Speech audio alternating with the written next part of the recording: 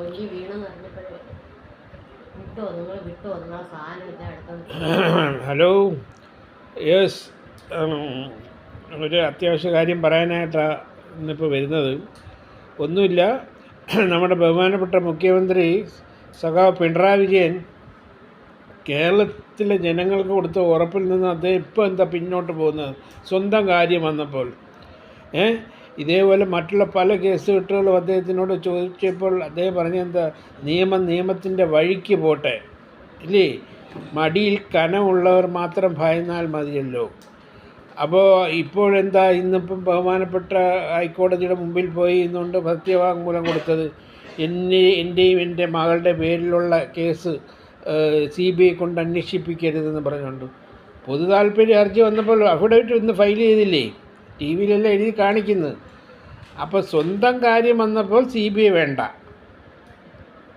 Solar കേസിലെ പ്രതിയായിരുന്ന ആ സ്ത്രീ പോയി ഒരു വെള്ളക്കടലാസിൽ എഴുതി, സരിത ഇല്ലേ, വെള്ളക്കടലാസിൽ എഴുതി മുഖ്യമന്ത്രി കൊടുത്തപ്പോഴത്തേക്ക് CBI കൊണ്ട് അന്വേഷിപ്പിക്കണമെന്ന് പറഞ്ഞാൽ ഉടനെ ആ നിമിഷം ക്യാബിനറ്റിലും വെച്ചില്ല, എവിടെയും വെച്ചില്ല, അപ്പോഴേ സാങ്ഷൻ. CBI കൊണ്ട് അന്വേഷിക്കണം, CBI അന്വേഷിക്കണം സോളാർ കേസല്ല. പിന്നെന്തോ പോയി ഒരു അത് ഒരു ഇൻഡിവിജ്വലായിട്ട് പോയി എഴുതി കൊടുത്ത ഒരു കേസ്. എനിക്ക് തോന്നുന്നു മറ്റേ എന്തോ കേസാണെന്ന് തോന്നുന്നു. എന്തായാലും സരിത തന്നെ ചെന്ന് പറഞ്ഞപ്പോഴത്തേക്ക് ഉടനെ തുണ്ട് കടലാസ് എഴുതി കൊടുത്തുടനെ CBI കൊണ്ട് അന്വേഷിപ്പിക്കുകയും ചെയ്തു, അന്വേഷിക്കാൻ ഓർഡർ ഇട്ട്. അപ്പോൾ സ്വന്തം മാസപ്പടി കേസ് CBI കൊണ്ട് അന്വേഷിക്കണമെന്ന് പൊതു താല്പര്യ ഹർജി ഹൈക്കോടതിയുടെ മുമ്പാകെ വന്നപ്പം ഹൈക്കോടതി മുഖ്യമന്ത്രിക്ക് മോക്ക് നോട്ടീസ് അയച്ചപ്പോഴത്തേക്ക് എന്താ ചെന്ന് നിന്ന് പറയുന്ന, അയ്യോ ഞങ്ങൾ CBI കൊണ്ട് അന്വേഷിപ്പിക്കല്ലേ എന്ന്. അപ്പോൾ ഞാൻ ചോദിക്കട്ടെ, മടിയിൽ കനമില്ലെങ്കിൽ എന്തിനാ അദ്ദേഹം ഭയക്കുന്നത്? രണ്ട് കമ്പനികൾ തമ്മിലുള്ള കോൺട്രാക്റ്റാണ്, ഇതാണെന്നൊക്കെയാണല്ലോ പറയുന്നത്. SFI അന്വേഷിക്കുന്നത് വെറുതെ ആണെന്നാണല്ലോ അവരുടെ സെക്രട്ടറി പോലും പറയുന്നത്.